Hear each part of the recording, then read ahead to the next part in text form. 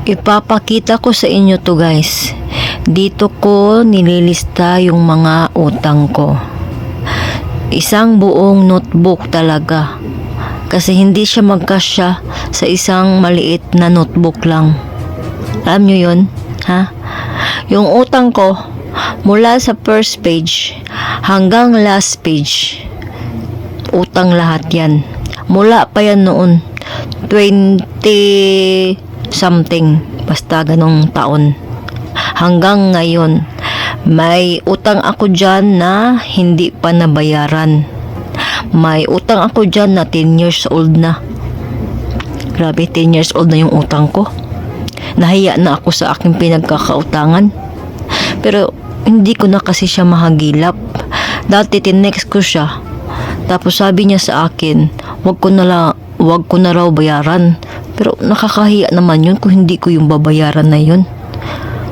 Yung utang kasi na word guys is ano yan eh, parang credibility.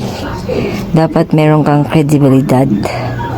Kapag hindi mo binayaran yung isang utang, nangangahulugan lang na ang kapal ng mukha mo.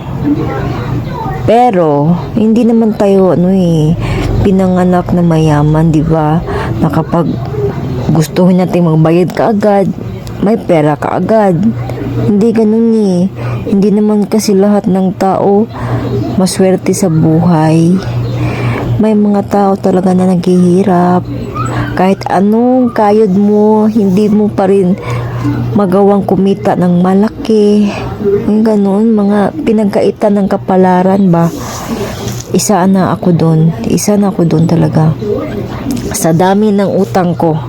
Pero good thing lang, yung mga inutangan ko, hindi pa nila ako pinost.